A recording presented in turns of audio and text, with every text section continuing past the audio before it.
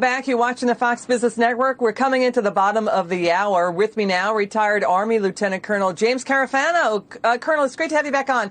Florida Governor Ron DeSantis yesterday unveiled a sweeping effort to stop China in Florida, saying the Chinese Communist Party's attempts to influence America is one of the most pervasive threats to security here in the United States. He's positioning himself for a 2024 run. What do you say?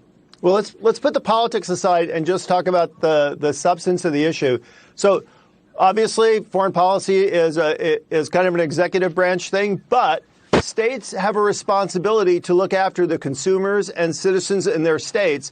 And the Chinese are involved in the United States in many different ways. So it's perfectly appropriate for a governor saying, how are the citizens, the students, the consumers, the business in my states being affected by practices? And are there things under state law that I can do about that?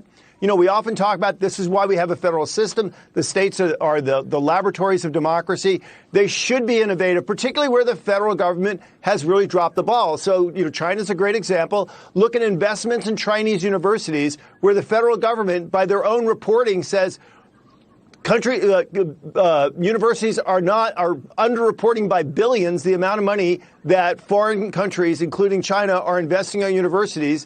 If the federal government can't deliver on that, that's an area where states should step in and have greater clarity. Yeah, Governor DeSantis is worried that's happening in Florida. Let's watch Governor DeSantis here. Watch this. State agencies, state universities, local governments, and public schools never use tax dollars to establish language and culture programs with foreign governments that place the interest of those governments ahead of our own interest. With our proposal today, we will ensure that no such organization was able to regain a foothold in any Florida institution of higher education. He's proposing also stiff penalties and fines. Your reaction? Well, let's look at language as a good example. People would say, well, the Chinese want to pay to teach us Chinese. What's wrong with that?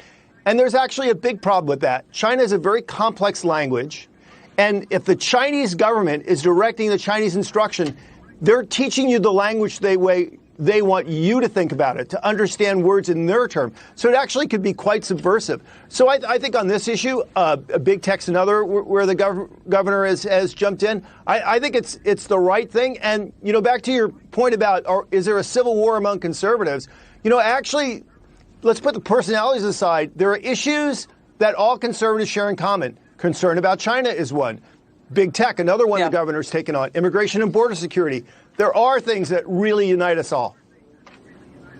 Yeah, and you know, so you and I have talked about this. China's been thought to trying to get into the U.S. power grid, to get into the 5G telecom network, to get into universities where, you know, some universities in the U.S. have been thought to not be able to talk about Hong Kong's democracy movement. And then there's this. You watch what's going on in India.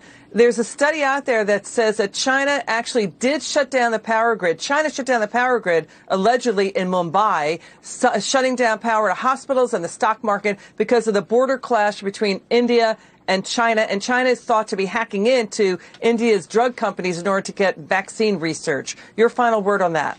So India's figured this out. They know that China is the problem. They're banning apps like night and day. They're looking at business practices. They're looking at Chinese malicious intrusion into their networks. India takes this really seriously because they're next door. But here's the problem. Everything China's doing in India, they're doing in the United States. Well, we got to stay on this. Colonel, you'll come back soon, and thanks for your service to our country. Appreciate it.